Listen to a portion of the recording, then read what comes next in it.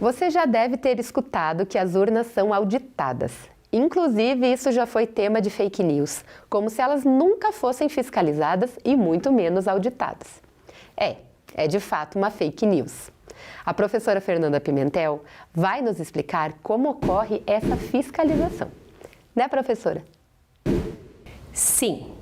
Aliás, é muito importante que a gente saiba que não tem apenas a fiscalização da urna, mas todo o sistema eletrônico eleitoral, ou seja, tudo que envolve a viabilização da eleição é objeto de fiscalização.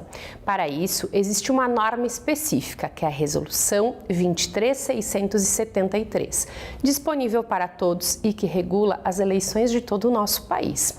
Como acontece? De forma muito resumida. Existem alguns procedimentos prévios ao dia das eleições e que auxiliam muito neste momento de fiscalização.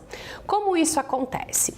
Algumas entidades da nossa sociedade, Ordem dos Advogados do Brasil, Polícia Federal, STF, STJ, partidos políticos fazem parte de um rol de pessoas que interagem diretamente na fiscalização dos sistemas eleitorais e da eleição, pontualmente no que falamos relacionado às urnas.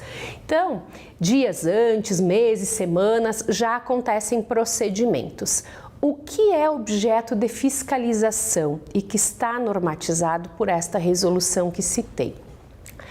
A organização, o desenvolvimento, compilação, assinatura digital e até mesmo a lacração das urnas, que depois, no dia da eleição, serão disponibilizadas e objeto do depósito dos nossos votos. Um movimento interessante e que é pouco conhecido pelas pessoas é que existe a auditoria das urnas. Como isso acontece? Antes das eleições, procedimentos que acontecem nos cartórios fazem testagens, amostras, conferência em relação aos dados que chegam e no dia da eleição também acontece. Nas sessões pode acontecer, de acordo com o sorteio, uma verificação que ocorre 1 hora antes de iniciarem as eleições. Pessoas que são designadas e representam a Ordem dos Advogados, o Ministério Público e também podem vir partidos políticos, seus representantes, validam se os dados que deveriam estar naquela urna confere com o que de fato acontece. É emitido, inclusive, a zerésima, que é a comprovação de que não há nenhuma informação anterior à urna.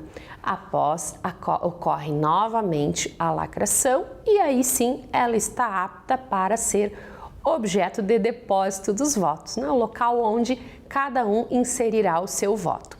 Um outro momento bem interessante que auxilia neste controle em relação à auditoria das urnas e do procedimento que através dela acontece, também se dá no dia da eleição.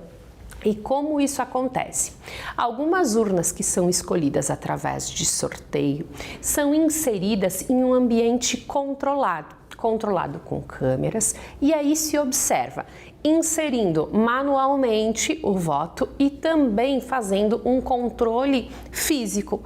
Ao final do período daquele dia, é realizada a comparação entre o que vai ser impresso e apurado naquela urna e os dados que foram inseridos manualmente em um controle externo. Até hoje, as situações em que foram realizadas essas auditorias não demonstraram qualquer problema em relação ao conteúdo da urna eletrônica e ao conteúdo mensurado no momento da votação. Essas ferramentas de fiscalização e auditoria têm 2 objetivos. Um deles, fazer com que exista transparência, e o segundo também, fomentar a participação de diferentes agentes no controle e no conhecimento da organização da ferramenta mais importante no momento de materializar a participação do cidadão. Por isso é tão importante a fiscalização e por isso é ainda mais importante que a gente conheça que essa ferramenta existe e até que participemos caso tenhamos dúvidas em relação ao seu funcionamento. Espero ter respondido a pergunta de vocês e que a resposta tenha auxiliado no momento tão importante de eleição, votação e escolhas. Só aqui no Rio Grande do Sul, para as eleições de 2022, as urnas auditadas passam de 4 para 27.